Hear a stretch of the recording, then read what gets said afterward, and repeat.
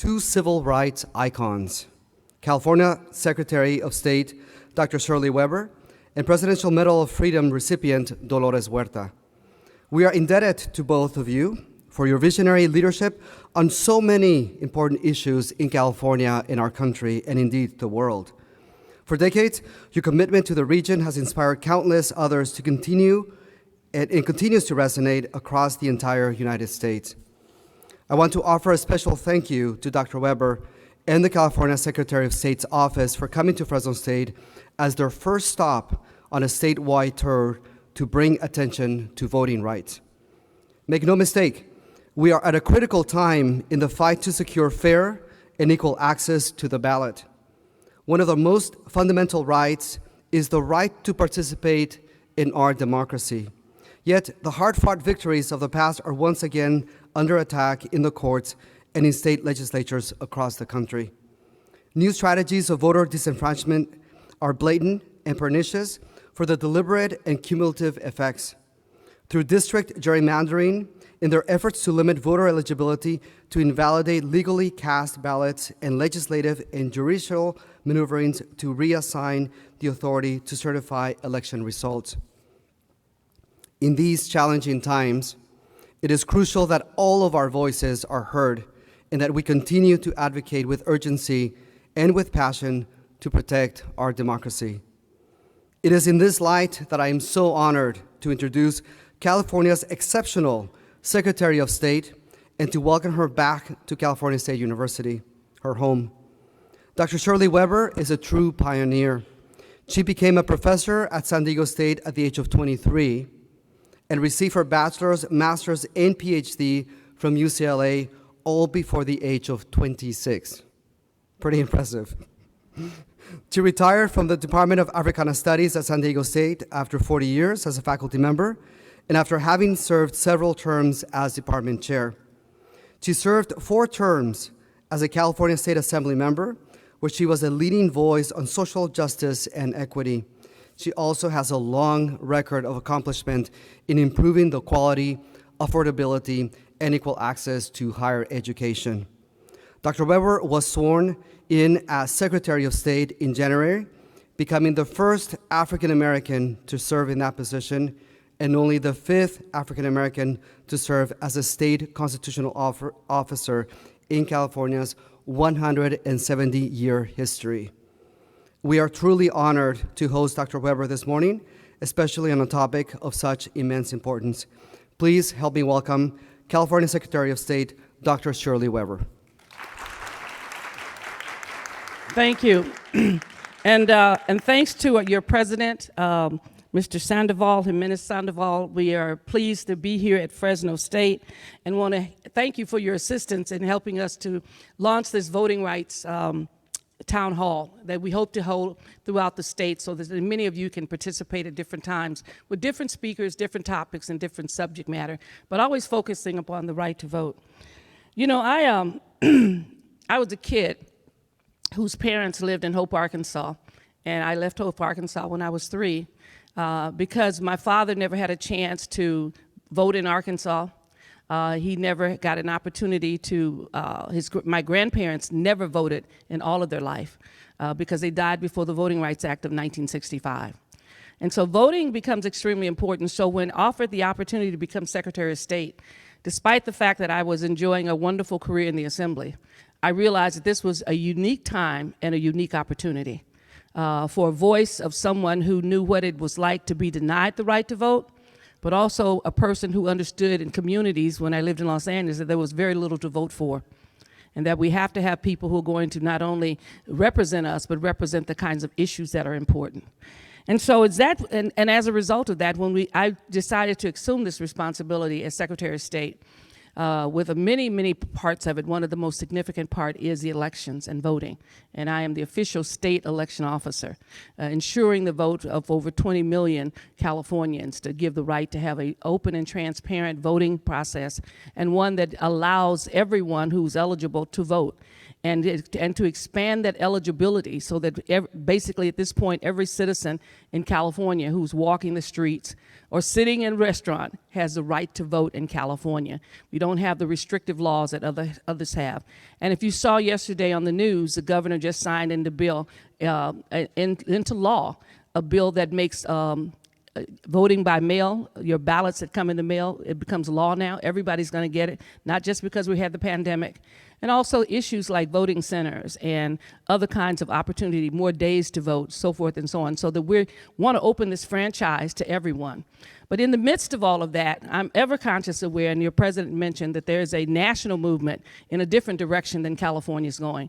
And that national movement is to restrict voting, to restrict individuals' opportunity.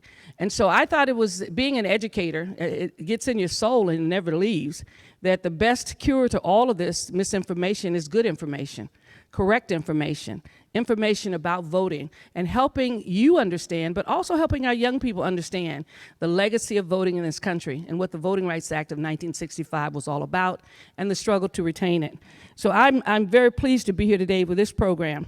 And we'll begin the program with, obviously, with a conversation with myself and my special guest here today. And then we will have a panel discussion of some of the folks you know, some scholars and others who will come forward, and students who will have a panel discussion about it. We're being televised live, as we are now, and we hope that after all of that, that we will have, after our panel discussions, we will have some questions and answers from not only those of you in the audience, but also those virtually. We will be getting in questions from them. So we have an hour and a half to enjoy each other, to get information out, and to make sure that we're clear. I am joined this panel today by an icon and one of my favorite people in the whole world because of her long-standing history and commitment to voting, to social justice, to equal rights in every sense of the word. You're very fortunate here in the Valley to have this person as a part of you. But her significance, as you just heard, is worldwide. She, along with Cesar Chavez, founded the United Farm Workers Association and United Farm Workers Union. And that I can remember somewhat of it back in the day, because I remember us not eating grapes for a very long time. A very long time. And grapes used to be one of my favorite fruit, but not eating grapes for a long time. And realizing that there was a movement going on that was about people. It wasn't really about grapes, it was really about people. But grapes became the means to basically focus the attention upon a working group of people who, once again, were denied certain opportunities and certain rights that were there.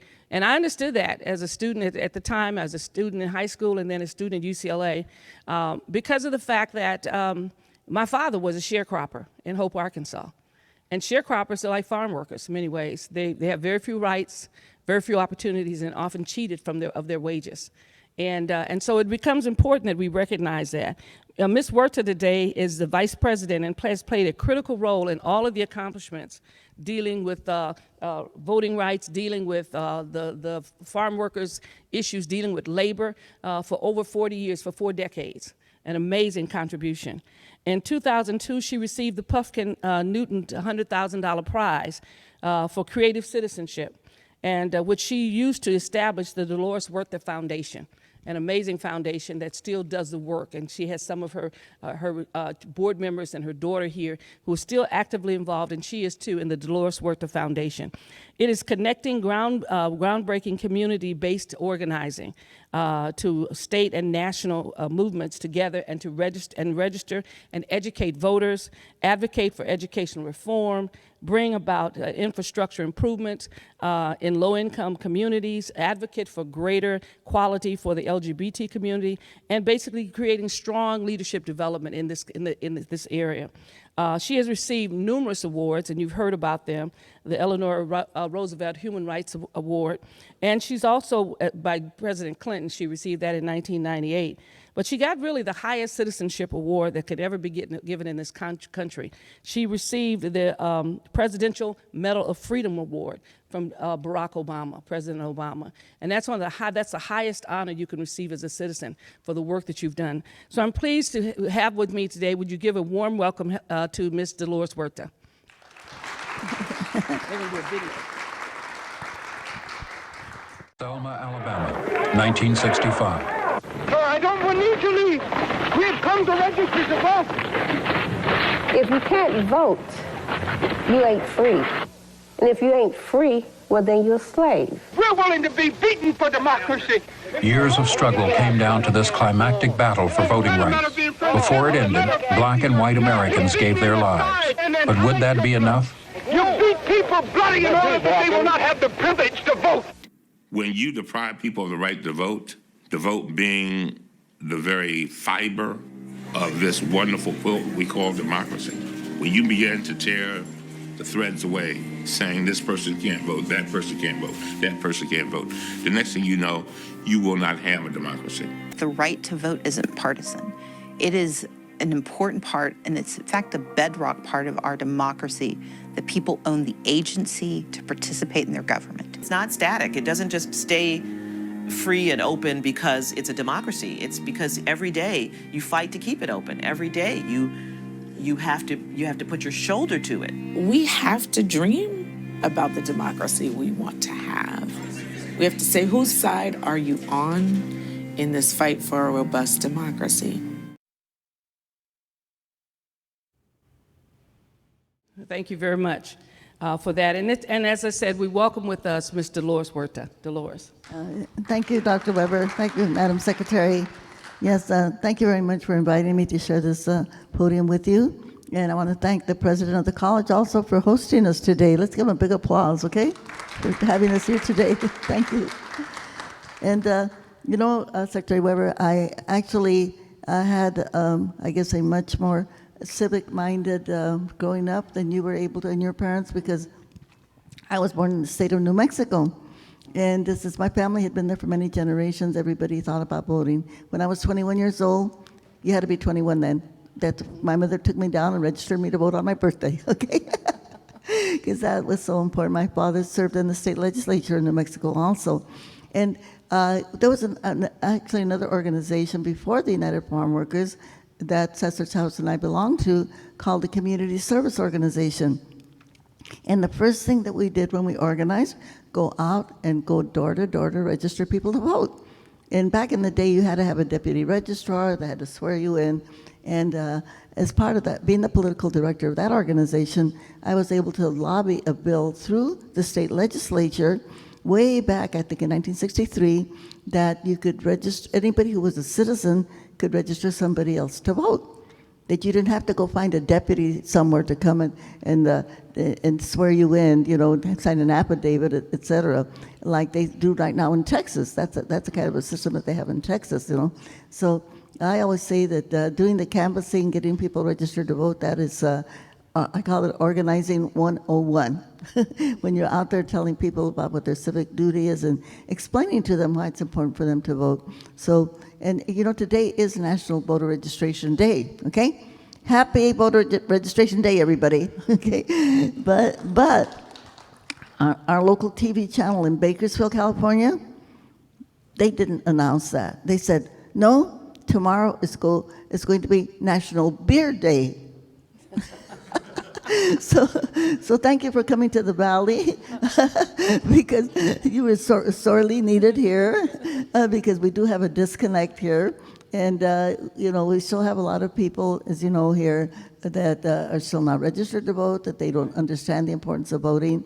And when we see what's the bills that are being, right now that are being, considered in the Congress, and of course one of them is to pass a good voter registration bill, and I think they're going to have the votes to do it, so that all of these oppressive legislation that many places in the South are passing, and in places like Texas, that they won't be able to get away with it. And we know that a lot of these bills are aimed directly at people of color. Those are the people like in Texas. They don't want the Latinos to register to vote, right? And so they're making it as difficult as possible. So, but we know that whatever happens in California, that the wind blows east, okay? So a lot of the great practices that we have here, like the mail-in ballots that we did see the last election, that many states had to adopt that because of the pandemic. But everything that you're doing here in California, we know that it will be eventually adopted by some of the other states. And so I'm really happy that this conversation now is actually being broadcasted to many other people so that they can carry that message that's so important. Because we know that voting is the foundation of our democracy. And we know that our democracy right now is being challenged, and it's being sabotaged. And so that's why it's so important that we come back to the basics. And because if we're going to have a government for the people, by the people, the only way that can happen is when people vote. And when people are educated and informed on not only why they should vote, but who they should vote for. It's so important. So thank you again very much for coming here to the Valley today. Well, thank you. Thank you for having this conversation with me prior to our panel discussion. We, as we saw in the pictures, people fought very hard to get the right to vote, and because you were there fighting with them. Do you think we're going backwards now? Do you get a sense of forward movement or backwards in terms of where the nation is with regards to voting rights? So at least when I look at it, I find it, I'm not sure people, we do in California because we push it so hard, but some say we're going backwards. Do you think we're going backwards or that is just a hard push? Oh, no, I think not only are we going backwards, but there is a deliberate push to make voting difficult for people or make voting impossible for people. And it's all about some people trying to retain their power, and they're not thinking about the people because we know the only way that we can get progressive laws that are passed that are going to be helping us, just like the Build Back America bill that is considered right now this week in the U.S. Congress, to provide universal health care, 2 free years of community college, and also for child care services. All of these important measures that are being considered in the Congress right now. And so some of those folks would prefer that our taxpayer dollars not be spent for people that need the services, but they kind of keep going to the wealthy, okay? And so that's what voting's about. It's about making sure that the resources that we are used with our tax dollars, that they go to the families and the low-income communities and communities of color that need that help, that need those resources. The unique thing that happened this past year that pushed, obviously, the bill that was recently signed, because, I served as chair of the Elections Committee for a couple of years in the Assembly, and many of these bills came forward to have everybody get a vote by mail ballot, to do those kinds of things that are really important. And of course, it ran into, we got it done, but we didn't get it done as a mandate. It wasn't required. And you could do it, but you get permission to do it. And so we found that, that's an ongoing challenge, but being able to open up and give the opportunity for everyone to vote is extremely important. And we saw that in the last election, where for the first time in, maybe 50 or more years, we had over 80% of all of the registered voters actually casting a ballot. Unbelievable, because most of the time we're looking at 50%, 55, maybe 60. And even in our special elections that we had, oftentimes those are taken by such small margins of 10%, 12%. Each one of those special elections for assembly seats or whatever it was, or Senate seats, had over 20, 25% people voting in special elections, which is kind of rare. So when we look at that, we get very proud about the fact that we're finally moving forward with it. But the great challenge now we face is getting our young people mobilized. That's one of the reasons why we're here. When we look at the age between 18 and 36, the voting rate was really 30%. 30% in the last elections. And in the presidential election, the 30% of those young people who were actually registered to vote actually voted. And so that is concerning because, the largest turnout we even had in the last election were those who were 65 and over. The elders know how to vote. They know why they're voting. And so we're finding this challenge among young people. So what do you think we're missing? What is it that we're not doing? And maybe when the young people come up on the panel, they may have some ideas as well. But what do you see, Dolores, out there in terms of how do we motivate young people to understand or to basically go to vote? We register them and to get them to the polls. What do we need to do? Well, I think we have to get the young people to understand that, yes, we want to thank them for the protests that they're doing, for the marching that they're doing, for bringing these issues to the public, making people understand about gun violence, about, the Me Too movement, Black Lives Matter movement, all of these things. But what they have to understand, that is wonderful to get out the message, but you have to put it into a law. It has to be, whatever we want has to be put into a law that can be implemented, that can be enforced, and that people can be held accountable if they do not follow the law. And I think once they understand that, I like to give the example, with the farm workers movement, one of the things the farm workers didn't have were toilets in the fields. So we were able to get into our first contract toilets, okay? But we finally got it into a law in the state of California in the 1975 that every employer had to have a toilet in the field for the workers. We didn't get it into a national law until 1982, almost 10 years later, almost 20 years later. But the thing is, it's in a law, okay? And it has to be enforced. So we can get the young people to understand that. And the only way that we can get those laws passed is to vote for progressive people that are going to, they're going to get that legislation adopted in the State House or in the Congress. And once they understand the whole process, then they understand why it's important to vote. No question, and we face a tremendous challenge of getting folks to the polls. Making sure that they turn in their ballots, making sure that they know their voice counts, and that's extremely important. So it becomes a part of our culture here much more than anything else. We know our young people, as you mentioned, march for Black Lives Matter, and those issues that are really important. But I always tell young folks that if you're going to, that if you really want to make an impact, vote en masse. And I said that even to when I was at San Diego State, with my students, and they were constantly complaining about the increase in fees and so forth and so on, and whether or not these fees are fair and should they actually exist. And I told them to, just think about how many students are actually at the Cal State campuses. Just at the CSU alone is 500,000 people. Now add that to your community colleges, add that to your University of California, and you could basically decide who's going to become governor of the state of California, who's going to be your Secretary of State, if you actually voted, and you voted your interest. Because having been in the legislature, I know people legislate based on folks who have an interest. That if you're diligent, hardworking, and they can see that you're going to push this agenda and that you're going to vote for them, they will basically vote for you. And so I think that voice has to be real clear, and that's why people have spent so much time trying to not necessarily encourage people to register to vote, but only encourage certain kinds of people to register to vote, and that's important. You would think after the last election that people would be dancing in the streets, so happy in California that we have over 80% of people voting. I got a report from our Policy Institute the other day, and that we're almost at 90% of all eligible Californians registered to vote. Almost with 89-something%, but we're almost every registered Californian, every person eligible to vote is registered now. So we're doing a good job. They're registering folks outside, those kinds of things. But the question is getting them from that to the polls. And so as a result, the more we do, it seems that there are more obstacles, that people should have been happy that we had such an enormous turnout at the federal election. 75 million people more voted in the last presidential election. Unheard of numbers. We should be grateful because that's the basis of our democracy. And yet people now are attacking because they don't like who voted or the outcome of the vote and those kinds of things. And so as a result, your rights are being eroded.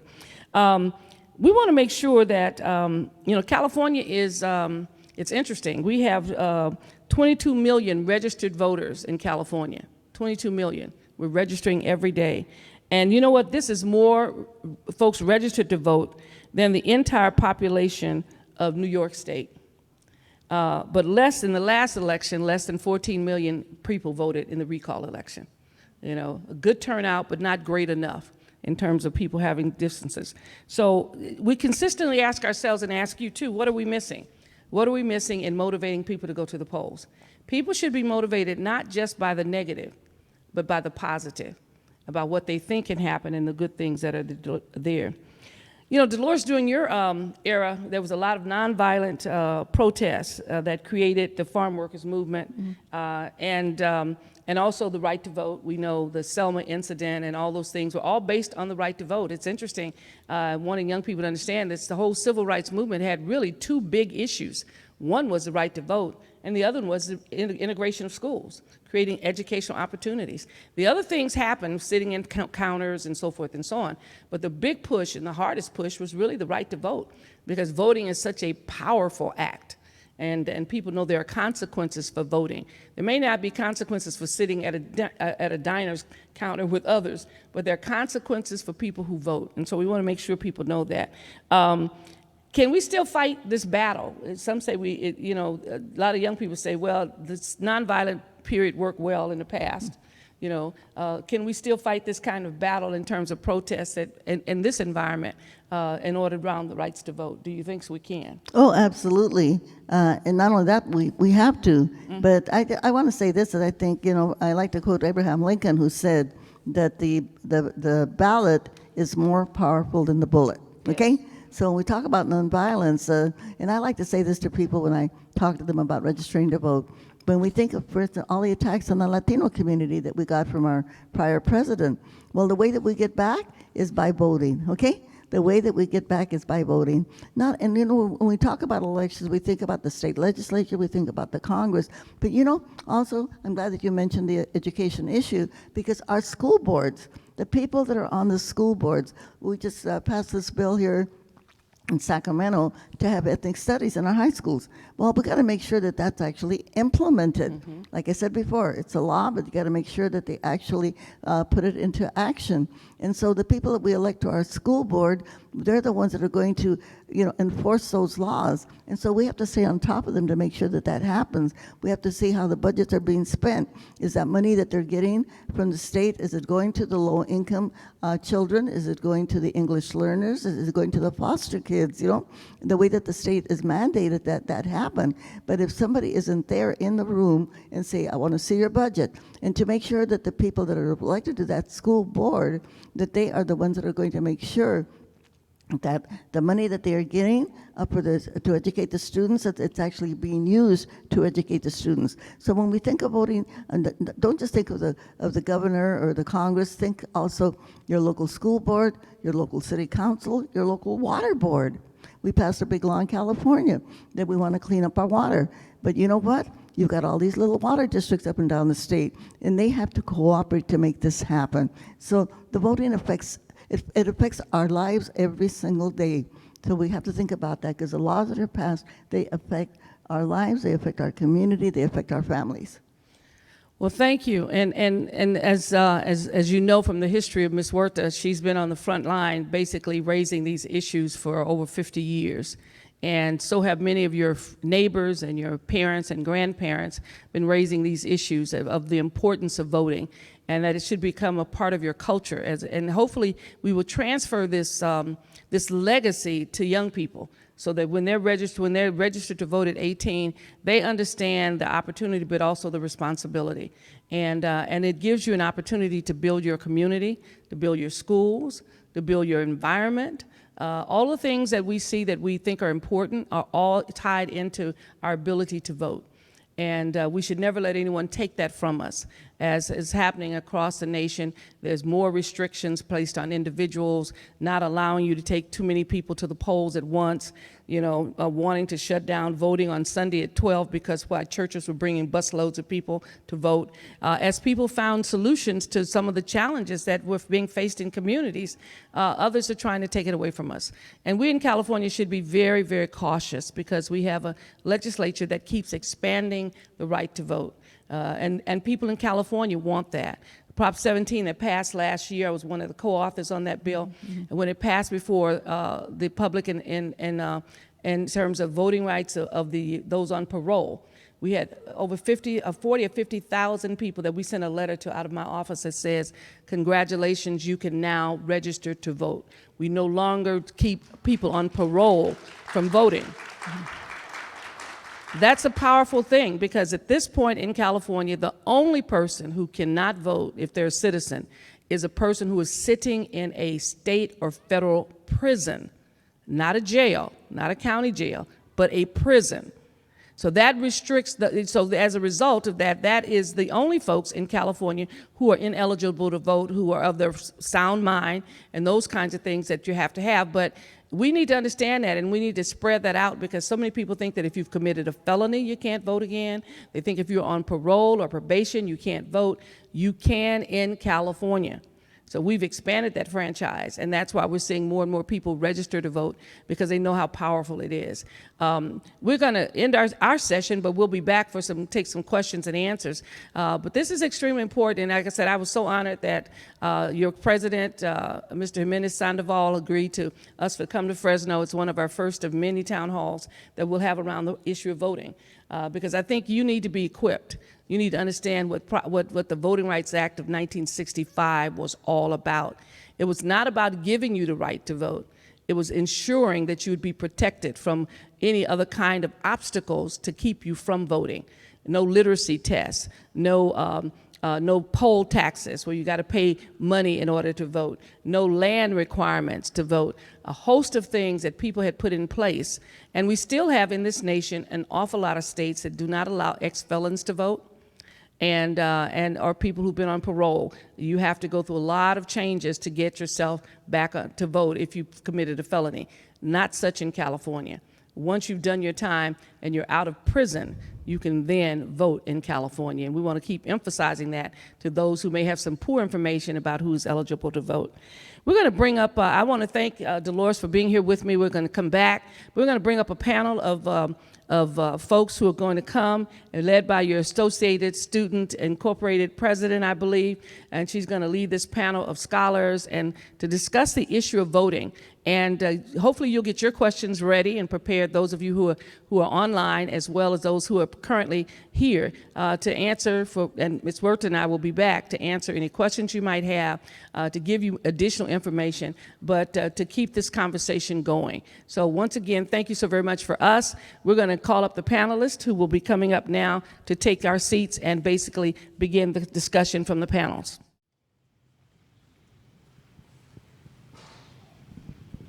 All right, good morning. How are you all doing today? Very well, thank you. How are you? Pretty good. Well, my name is DeAngelique Jackson. I currently serve as the current student body president here at Fresno State. I'm excited to be joined here by a wonderful group of panelists. We're going to be discussing the importance of voting in this country and just talking about, you know, why is this a process that we need young people to be involved in, and what are the organizations that are really crucial in ensuring our right to vote is protected. So I just wanted to give it that quick brief background, and we're now going to go into self-introductions of our panelists, beginning with Dr. Bryant. Okay, hi, my name is Dr. Lisa Bryant. I'm an associate professor of political science here at Fresno State. My research looks at elections and election administration, which is not always the sexy part of elections, but it's really important and crucial to protecting voting rights, who's running the elections. I also work with organizations like ERIC, which is the Electronic Registration Information Center, to make sure that we have clean voter lists and that when voters are removed from lists that they're done correctly, another sort of important thing. So anyway, thank you for having me today. I love talking about voting, and I'm very excited to be here. Thank you. Dr. Curry? Good morning, everyone. My name is Dr. Bernice Curry. I'm a longtime resident of Fresno. I am a trained psychiatrist, and currently what I'm doing is called preventive psychiatry. And so I really work to consult with community organizations around civic engagement, around land use, around public health issues that really impact the way that we live. And so voting is certainly a key portion and a key role and a key action that we all have an opportunity to take that really impacts the way that we live and in fact impacts how long we live. So I'm really happy to be here and really a pleasure to be here with these folks. Thank you. Senator Garagorloville? Hello everybody, my name is Aiden Garagorloville. I am a third-year student here at Fresno State, and I am currently the ASI Senator for the College of Arts and Humanities. And I am from Delano, California originally, which has a legacy left there by Cesar Chavez and Dolores Huerta. So really, coming from a background with those two being legends in my hometown, I really think that that has led to an appreciation of voting on my behalf for everyone, including college students. Thank you so much. So I myself have a pretty robust history of being involved with voter participation and registration and civic engagement. I'm a previous president for the Fresno State Chapter of the NAACP, so the first few questions mean a lot to me personally. I think for this one, we'll want to start with Senator Garagorloville, and then we'll move to Dr. Curry. But can you explain to us why you think voting is important? So, as an American citizen, I am currently 20 years old, and I know I just became an adult, but I have voted in every single election that I could. And really, you look at such a diverse country, and even Fresno State, a diverse college, and all these people coming from different ethnic backgrounds, different economical backgrounds, and everything like that. And you really look at it, and voting is the one thing that evens the playing field for everybody. Everybody that has the right to vote has one vote, and that is huge. That evens everyone out, no matter where you come from, no matter if you come from poverty, if you come from wealth, what race you are. That is really the even factor for everybody. And I think that that's the biggest impact on that. Thank you. Dr. Curry? I think voting in and of itself is a personal choice, and it really has to do with your own aspirations for living a life of dignity and living a life of opportunity. And so I think about the past and how people were willing to put their lives on the line for this action, to be able to cast a vote. I think about the present and what I hope to see in terms of opportunities for the young people that are here, but I also think about the future and whether or not we have one. And so to me, voting is a look backward, a look around, and a look forward. And whether or not we have an opportunity to do any of those has to do with our own decisions about how we view the world and whether or not we have hope that we can live in a world where our dignity is fully expressed. And so voting is that opportunity to take into account all of what was done for us, all of what we can do currently, and how we envision a future for our own personal selves and our families, but also our generations and our cultures. And so it is, again, the central core of what we can choose to do and how we can choose a future versus sitting on the sidelines and watching things happen. Thank you. Thank you. And Dr. Bryant? I think there's two things that really make me passionate about voting. One is I think we've created a system, for all of its flaws, that gives citizens the ability to influence policy. And the way that we can do that, and the way that our system can be reflective of what we want our society to look like, is by participating in voting. And I think the other really important thing is we've also created a system that allows us, if we take advantage of it, to hold our elected officials accountable. If we don't like the job they're doing, we can take them out of office. If they're not implementing the policies, Voting Rights Act, right, if it's not being implemented in states, we can remove those people from office. We have the power to do that, but we have to be able to vote. So I think that, for me, voting is important because it is how citizens can control and shape their own government and be an active part of the types of outcomes that we want to see in our communities. Thank you. I appreciate that. And Dr. Curry, this question is specifically for you. Can you tell us about your organization's work to protect the right to vote in your community? So I am part of a number of different organizations, but I'm going to just share a little bit about the Fresno County Civic Engagement Table, which is a table of community-based organizations that really focus on integrated voter engagement.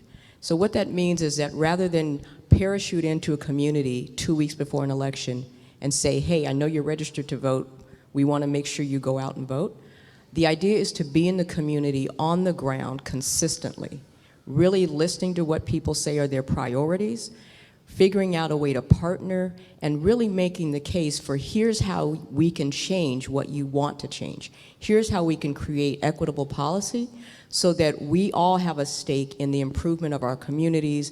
We all have a stake in creating neighborhoods that actually nurture families instead of harm them.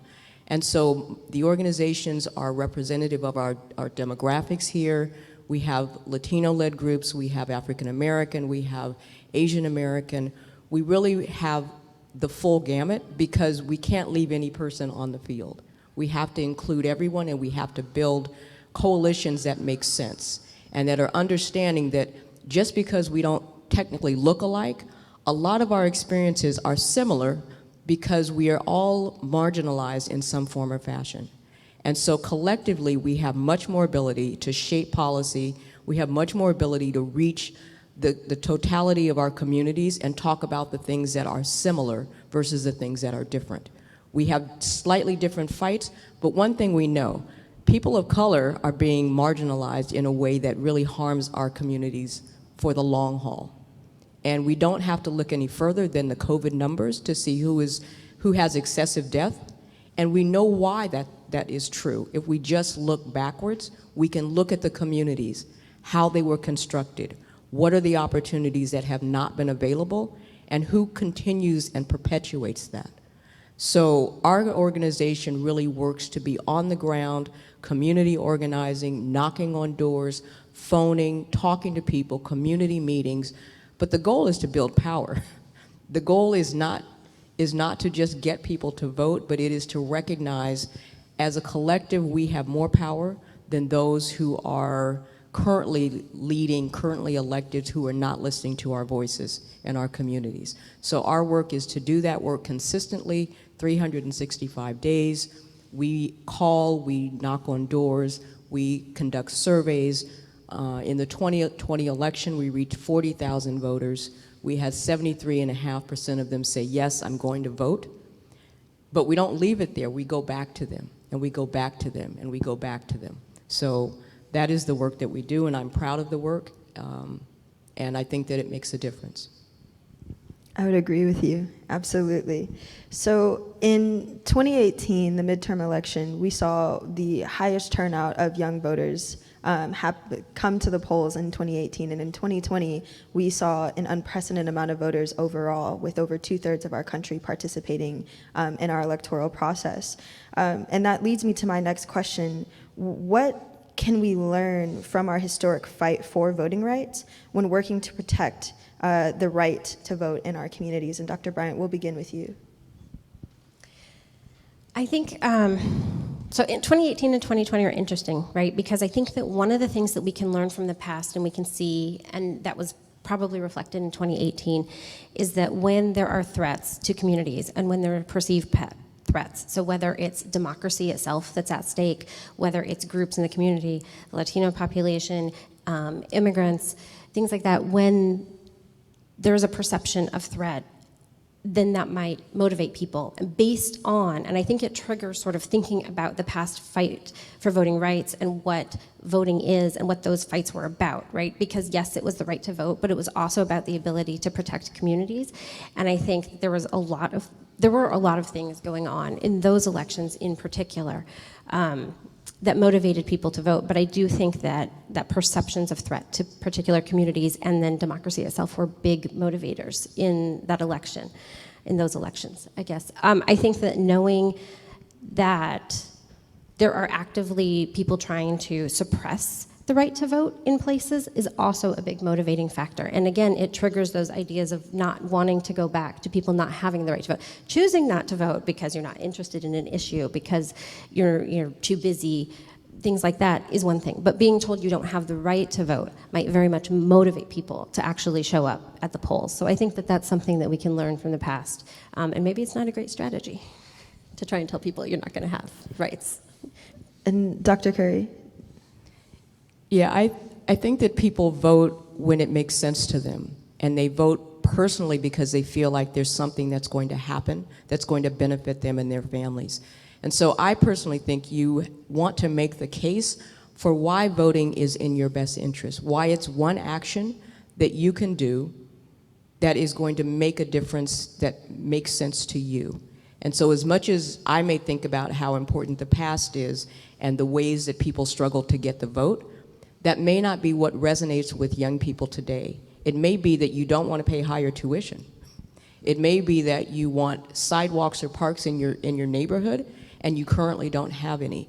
And so I think it's really finding whatever is most important as a priority and offering, yes, the threat is real, but there has to be some aspiration to your taking action. And I think, Jesse Jackson used to say, keep hope alive. And it's such a simple statement, but really it does drive whether or not you act in your own best interest. And so the willingness to act and the willingness to think that your action will make a difference is in part that sense of hope and aspiration. So I think we still have to tap into the aspiration, and we have to listen to what priorities are. And we have to make the case and connect the dots for why this action of voting is going to make a difference for you personally, and then we can expand to community and neighborhoods and what's in the best interest of our state. So, Senator Garagorloville, now that we've kind of discussed a little bit about what we can learn from our historic fight for voting rights, how do you think knowing this history of the fight for voting rights informs our decisions about voting and educating our communities going forward in the future? I really think that, well, as a history major, that understanding the history behind voting rights for all the different groups is a huge motivating factor for groups to vote in the future. I mean, you look at all the different minority groups that are around here, especially here on campus, but even college students as a whole have had voting rights suppressed in the past. And really there have just been historic efforts of people trying to suppress voting rights. And I think that as those go, the more you learn about them, the more you realize how important it is to vote and how important it is to try and cause change in the future so stuff like that cannot happen again. Thank you. So the next question we have is, how has voter suppression evolved? And Dr. Curry, if it's all right, if we start with you. I think it's evolved, really subtly and then sometimes not so subtly. And so where initially, if you were a person of color, if you were non-white and didn't own land, you just couldn't vote. So from the 1965 Voting Acts to the time when we now can vote without most of the challenges, the subtle message has been that your vote doesn't count, which is really sort of the psychological play on telling you that no matter what you do or say, that it's not going to make a difference. And that's a really subtle strategy. It's a long-term sustainable way to keep people disengaged. And so that's been an undercurrent for a while. These more in-your-face, we're going to restrict you from voting on certain times, we're going to cut the times where you vote on Saturdays or Sundays, we're going to ask you to bring more ID. Those are really relics of the past, and we have seen the movie before, we know what that looks like. And we have history to tell us that it's very much like a boundary violation. If you let something continue to move forward without checking it in a way that is really consequential, that forward movement will continue till you're right over a cliff. And you're standing there looking over the cliff saying, how did we get here? We got here because we were steadily moving forward and there weren't any stops. And so these efforts to suppress the vote have been steadily moving forward because there hasn't been a consequential stop to all of it. And so now we're facing the voter ID, we're facing Texas and what they're doing, and some of it is just old school, but some of it is just new because we now have new technology to help us. So it is a movie we've seen before, and the goal is just not to have everybody vote. That is the goal. Thank you. And Senator Garagorloville, how do you think that voter suppression has evolved? So, as a student and someone that's studied, you look at how it's going on now and how it happened in the past. I mean, you always see those images of African Americans when they were first trying to get the right to vote again. You really take a look at when they first got freed from slavery, and you take a look at when they started to have the vote, and then all the measures that the South took to take that away, all the different things like that, and all the acts that have been done on minority groups and stuff like that. And now it's much more covert. I feel like there obviously has been laws that passed that you can't do a poll tax, but now they're making it harder for people to vote. They're doing the voter ID nowadays. They're making it to where they don't want certain amounts of people to come and vote on certain days. They're trying to close it early. And really, every state should be wanting to open voting to everybody. The whole goal is to get everyone in the democracy to participate. And really, you're looking at it now, and it is not happening that way. And yeah, nowadays the voting suppression is a lot more covert, but it's still going on. Thank you. And Dr. Bryant? I think there's two big things with voter suppression going on. I think that there are the legislative and administrative changes that are going on, and sometimes they're very obvious, like requiring strict photo voter ID, but sometimes they're very subtle. So things like how many tabulator machines are you going to put in a precinct location so that you can process those ballots in a timely fashion? Why do you have very densely populated precincts in places like downtown Cleveland that maybe has one machine or two machines, and then you might have a suburban precinct that has 4 or 5, right? That makes a difference because you're going to create lines, and then those images of lines are going to get out there, and people are either going to leave the line because they have jobs and kids and things to do, or they're going to see the images of lines on TV, and they might choose just not to go and vote. And so when we have a precinct model, so the choice to use a precinct model versus a vote center model is another administrative choice that can increase or decrease turnout. Precinct model really limits your choices as a voter. You have to go to this very geographically located specific site, as opposed to a vote center. You can go to work or here on campus at school, which, speaking of student voting, how do you increase student voting? Well, maybe make it easy for students to have access to vote.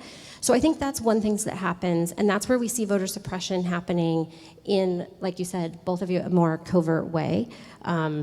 And even with voter ID, right? Is it a strict photo ID? Can you use an expired driver's license? So it targets young people who are highly mobile, whose address might not be correct, but also elderly people who maybe don't drive anymore and their license is expired, but it's still the same person with the same face, so why can't they use that ID? So those are the kind of administrative decisions that are sort of that subtle voter suppression. The other thing is disinformation and misinformation, which isn't necessarily by state legislatures or elected officials, but there are organizations out there that are attempting to tell people the wrong days to vote, the wrong places to vote, that your vote doesn't matter, that the election's already been called, that your absentee ballot won't be counted until the election is already done and only if it's a close election. You know, there's all of this misinformation and disinformation, and a lot of that is really the goal is to get people not to vote and think that their vote doesn't matter. So I think that's a really important thing that we need to pay attention to today too.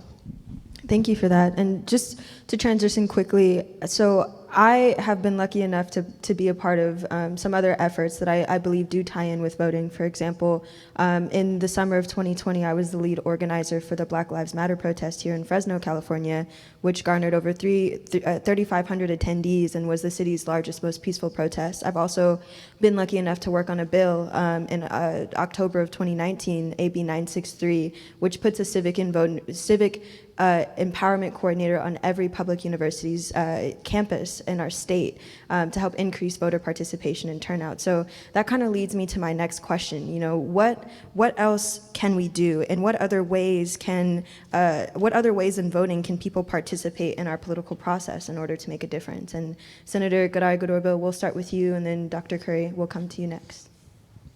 Yeah, so being on campus and seeing the constant motivation for students to vote, and really, I think that we already do a good job in encouraging students to vote.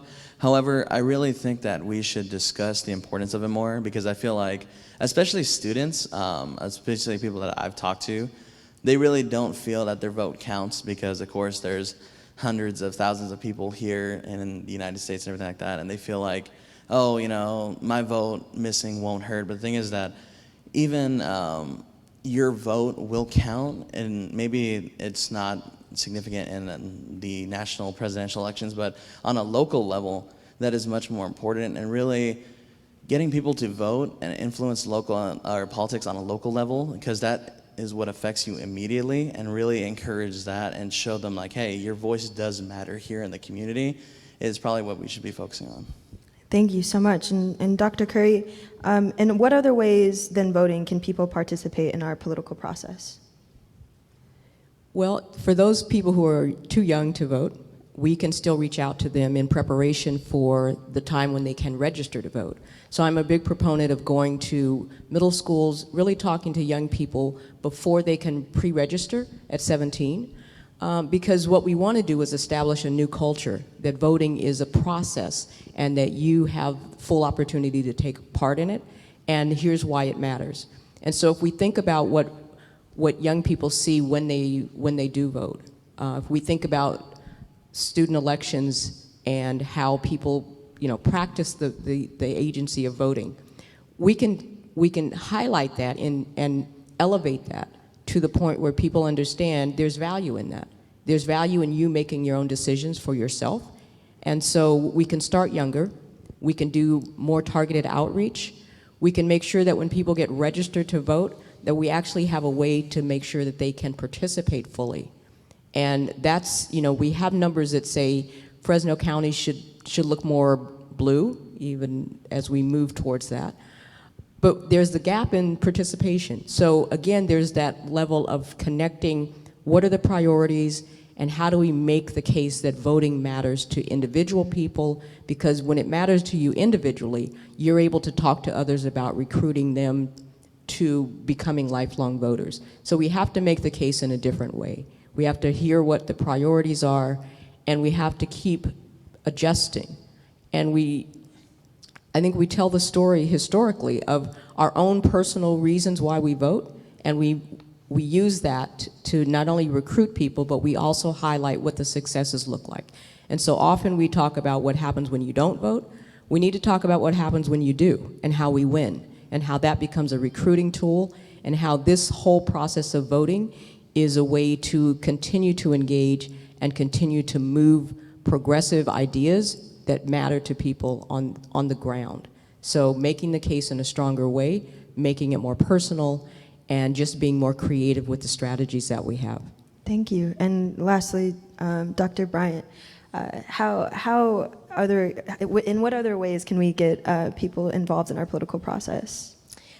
So I think protesting and marching and demonstrating is obviously being involved in the political process. Calling members of Congress, calling your assembly member, calling your state representative. You don't have to be a certain age, you don't have to be a citizen. Anybody can call and leave messages and make their voice heard, right? That's one way. I would say one thing that I require students to take my class, but I also love people to do, sign up to be a poll worker. See the process, right? Actually feel like you're part of the election process. See how it works. Also, 16-year-olds, we talk about younger, 16-year-olds can be poll workers. They can pre-register to vote. Talk to your family and friends. Like Dr. Curry said, talk to your family and friends about voting. When people say, why do you vote? Why are you get so interested in this? I was raised by a very political family, but for young people between the ages of 16 and 24, the biggest influencers are friends. So if you're a young person who's engaged in politics and you're very interested, talk to your friends, tell them why it's important. I think that there's a lot of ways that we can be involved in our communities. You can do volunteering, you can work with community benefit organizations. All of that works to influence our political process and to build better communities, which I think ultimately is the goal. Thank you so much, and thank you to all of our panelists. We're now ready to transition back, so we'll invite Dolores Huerta and our Secretary of State back up to the stage.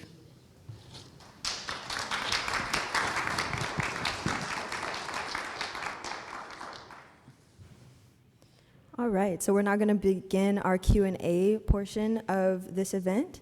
The very first question we have, so there's a lot of discussion in our chat right now about voter ID laws. Secretary of State Weber, if we could begin with you for this question. How does the California voter registration process verify citizenship, and how are voter ID laws used to affect voter suppression? Well, in order to register to vote, you have to have proper ID. You have to have your driver's license, your birth certificate, all of those kinds of things, so you don't just walk in and register to vote. You have to have the identification that you are a U.S. citizen.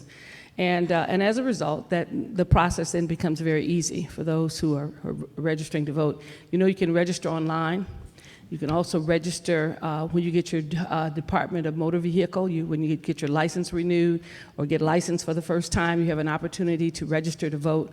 They're very clear about making sure that information is correct and those kinds of things. And so as a result, I get the record every day from the registrar of voters as who's registering, as well as who has changed their address or whatever, or even change their party. So we get that information, we scrub it, and we make sure that these folks are citizens that are voting. The interesting thing is that voter ID as people talk about it, has taken many forms. And oftentimes they're viewed as the Jim Crow laws, the new Jim Crow laws, because we don't have any examples, really, of people who are not citizens actually voting. People talk about that, and they've created this monster that doesn't exist. And getting voter ID is really a process, and a solution in search of a problem, because that's not really our problem. And no one has been able to demonstrate in any way with these voter ID laws that we have this widespread system that anybody can register to vote. They can't. And it's against the law if you even register and vote and you're not a citizen. So there are penalties in terms of federal laws, and you've committed a felony, and on and on and on. So, but we don't have that. But that's one of the ways in which people want to limit people coming to the polls. Some states require that you have a lot of ID just to go in to vote.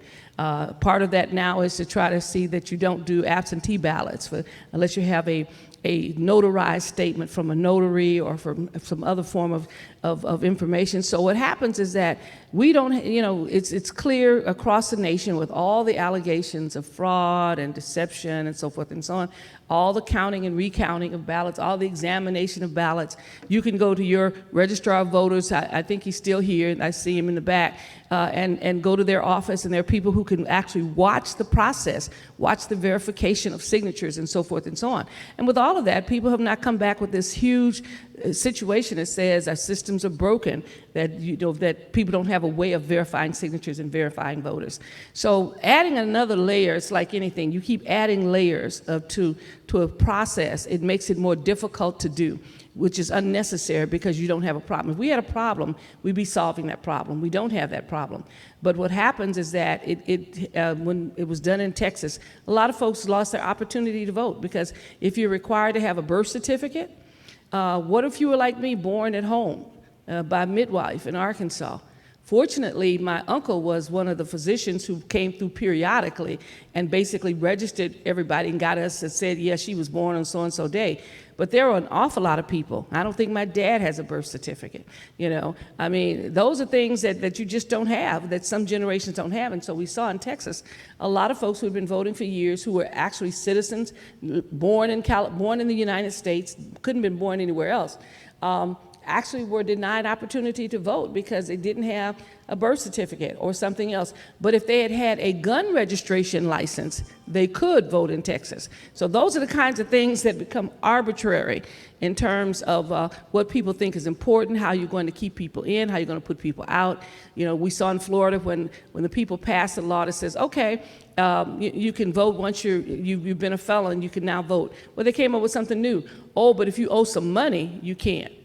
And so therefore people were told they had fees and things when they were once incarcerated, or other kinds of things that would keep them from voting. And I think we saw a lot of the bills were paid by a philanthropist, and we saw that, but we also saw that some folks had been told they didn't think they could vote because they thought they still owed some restitution money, and discovered they didn't have any restitution money. I mean, so these are the kinds of things that people put in the way of individuals to keep them from voting. And we have to be careful about that. We have a system now that is sufficient. There will probably be maybe some initiatives on the ballot in the coming election next year that will talk about limiting voting in terms of voter IDs and all these kinds of things to say to you, this is going to make our election more secure.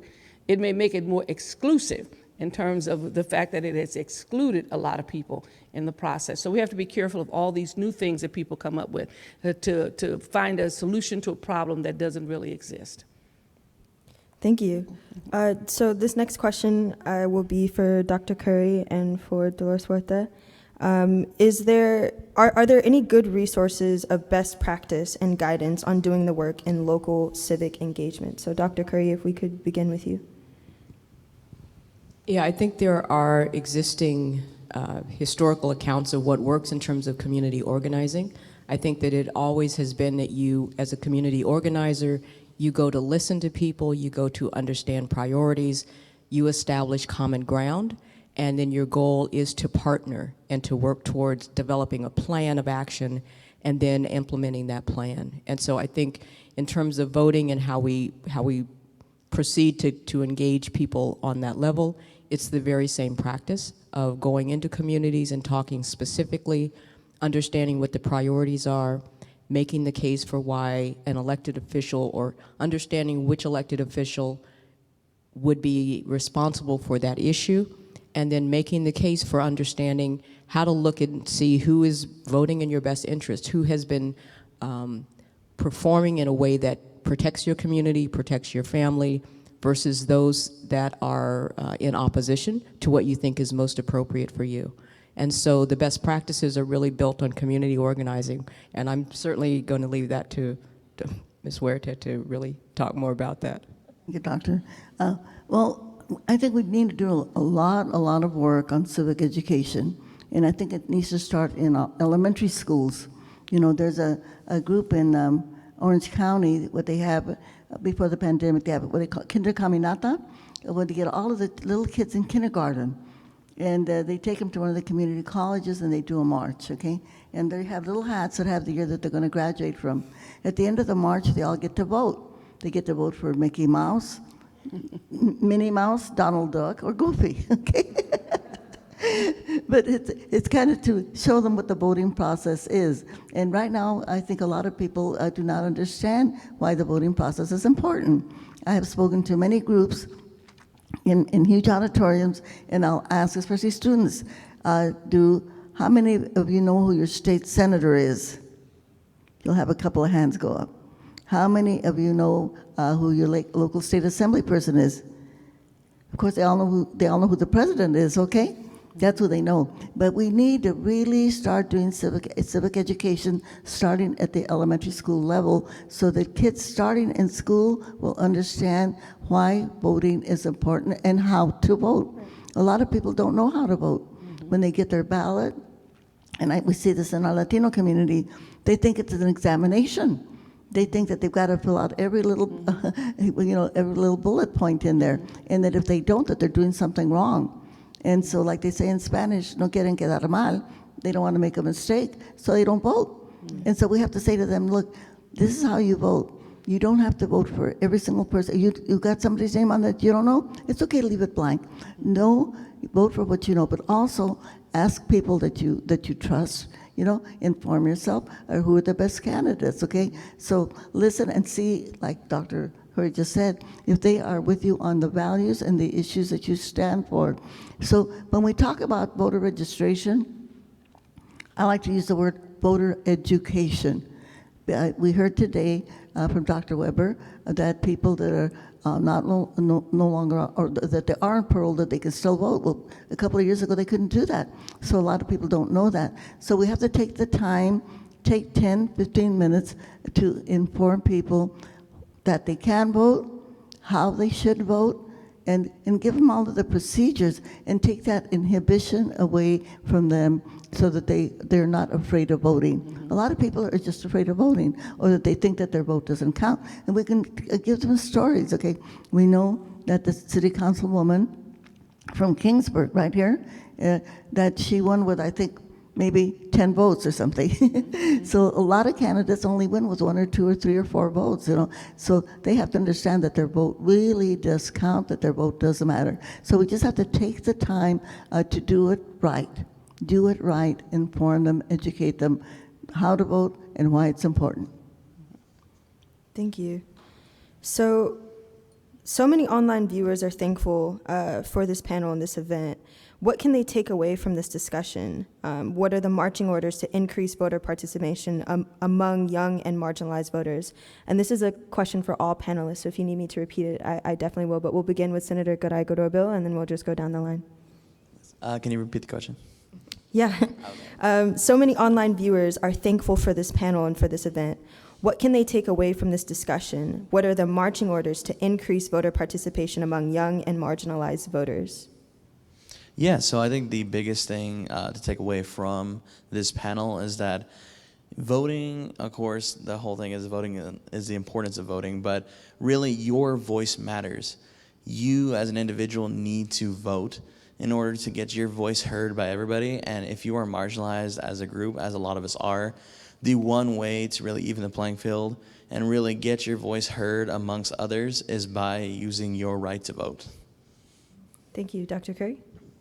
I'm going to use a sports analogy because I'm a big Warrior fan, and the strength in numbers makes sense to me. But if you think about a person who has a great three-point shot, just for instance, Steph Curry, and you think about all of the people who need to guard him, right? And they guard him because he has a great three-point shot. If he can't ever make a shot, if there's someone else who's out there who never hits a three-point shot, do you send the defense out that far to guard them? No. So all of the efforts to suppress the vote of black people and brown people and Asian communities, all of that effort is like the defense. And the reason is because our voices are so powerful together. And so if it wasn't important, there wouldn't be the emphasis. There wouldn't be repeated law after law after law to try and stop us from voting. So if you're not voting aspirational, if you're not voting for your hopes and dreams, if you're not voting because people died, which again is another good reason, if you're not voting because you think your vote doesn't matter, think about the fact that there is so much defense going on against our votes in our community. And so even if you don't feel powerful right now, someone else sees that you're powerful and sees that collectively you can actually change the world. And so for right now, vote on the idea and the belief that your power is going to come if you just collectively tie it to communities that are working on getting things done that make life better for people, not just in the past, not just in the present, but in the future. So vote your hopes and dreams, but think about, why do you need so much defense? Because collectively we have power, and we need to exercise that power to create worlds and neighborhoods that really reflect our values and our beliefs. Thank you. And Dr. Bryant? I think the takeaway for young people in particular is that voting is your right? Exercise your right. People fought for it so that you have that right, and take advantage of that. I think my takeaway, is for older people, and that is to try and meet young people where they are, right? People say, oh, I want to, young people don't do this, young people don't do that. They might not be interested in every issue on the ballot. And let's face it, a lot of the issues on the ballot don't necessarily relate to them in their everyday life right now. But there are probably one or two issues that do. And so it's like Ms. Huerta said, let people know you don't have to vote for every candidate on the ballot, right? Vote the top of the ticket if that's the race you're interested in. If it's a minimum wage increase, if it's, whatever issue appeals to young people, they can vote that one ballot proposition. And so everybody wants to know, why don't all the young people turn out? And one of the things I always ask, I turn it around and say, well, why should they? Right? So another thing is we need to ask young people, what is it that makes you not want to vote? And then try and address that situation, because sometimes we learn more by asking questions than telling people our thoughts on it and what they should be doing. So that would be my takeaway. Thank you. And Ms. Huerta? Thank you. We have to realize that the only way that we can make the progressive changes that we want is by electing people that are going to stand up and introduce laws to make those changes. And the only way that we can get those people in the positions where they can do that is by voting. I mean, there's no other way to do that. There's no other way to do that. And so if we don't vote, it never happens. And I kind of liken it to a football team. Okay, you got a football game, and you've got one team shows up, and the other team doesn't. The team that shows up, they win, because the other team didn't bother to show up, okay? And so when you don't vote, you're saying, okay, I am letting those that oppose me, those that are against me, they're going to win, because I didn't bother to show up. I didn't bother to vote. And so, Robert Kennedy, before he was assassinated, the last words that he said, we have obligations and responsibilities to our fellow citizens. So if you don't want to do it for yourself, do it for the children, do it for the people in your community. We have obligations and responsibilities, and one of the biggest ones that we have is to exercise our right to vote. Sí se puede. Thank you. And Dr. Weber, if you could respond and then also lead us in closing remarks. Thank you. And thank you. First of all, thanks to the panelists, the great individuals here, and I'll acknowledge them before we leave. But, voting is, I tell young people, and I say this to parents as well, be sure to share your story with your family. Because too often our kids don't know how hard it was for people to achieve things, how hard it was to get through school, how hard it was to vote, to have an opportunity to do things. And sometimes as a result of not sharing that information of their people, their family, the struggle, they don't have the same level of appreciation that we have. And so I think it is imperative that we help young people understand the legacy that has been handed to them, and help them to understand what happens even around the world when people don't have the right to vote, and the kind of opportunities they don't have that young people that you have. So I think it's critical that we do that we make that clear. And all of us as adults who are registered to vote need to make sure that everybody in our circle is registered to vote, that they should understand that that's a value of yours. I don't have friends who don't vote because I don't want them as my friend, because they can't really help me very much, okay? And that's true. I mean, I used to, I would go to class, and I taught Africana Studies for 40 years at San Diego State. And the first question I'd ask, and when I had students at the beginning of the year, especially if it was an election year, every other year, I'd ask my students, how many of you registered to vote? And they would look around the room, like, oh, is this a voting class? I said, well, you obviously are not gonna do very well in my class if you're not registered to vote. Because I don't like giving good information to people who have no ability to implement them. And they would look at me, and I'd tell them, I said, I sat on the school board for many years, and I saw how when my community had needs, that there were 5 of us, that the 4 others kind of, okay, well, if there's some money left or some opportunity, maybe we will. But when a community came in that had a high voting record, or a population that had a high voting record, those members sat up straight, they listened carefully, and they did everything in their power to make sure those people left there happy. My folks didn't get that kind of response because they had a 30% turnout rate, 40, 35, maybe 40 if we're lucky. The group that came in before them had an 80%, 90% turnout, and they not only were registered to vote, but they voted their interest. And the members on the school board understood that my community, if they didn't like them, probably couldn't take them out because they weren't going to show up to vote. They weren't going to show up for the real situation. They weren't going to show up for the battle. They can call the war, but they weren't coming out for the battle. And so it was one of those kind of things that we have to realize that without voting, we actually don't exist. We don't exist as real people in this country without our ability to vote. Because at that point, you can't pick who you want. And this country was built on no taxation without representation. What does that mean? If I can't pick the people who represent me, they can't put laws on me and tax me, because as a citizen, I should be able to identify my representation. And I may not win every election, but at least I have a voice. And people know that I will show up to make sure that I vote. And so I tell young people that, because even when you run campaigns, and I learned this when I was running my school board campaign, there are people who call 5 out of 5 voters. That means that the last 5 elections, they voted in every election. Large ones, small ones, gubernatorial, presidential, city council, 5 out of 5 voter. When you're 5 out of 5, people pay attention to you. They send you more material in the mail. They make sure that you're called on the phone. Now listen, when you're 1 out of 5, they have to have nothing to do to call you. Because if it rains, if the wind blows in the wrong direction, if your husband said something you didn't like that morning, whatever the deal is, you may not go vote. But 5 out of 5 is going to crawl to the poll, which means people are going to listen to you, and you exist because you vote. And so that's why I tell folks in a minute, they say, well, it doesn't sound fair. It doesn't matter if it's fair or not. That's the way the system is. When you vote, you have a voice. And you can exercise that voice. And people know that if they make you mad and you're a 5 out of 5 voter, you're going to the polls. And so I tell my constituents all the time when they say, I don't know if I should vote. And I said, well, then you don't like me. They go, oh, we love you. I said, well, then you got to go vote.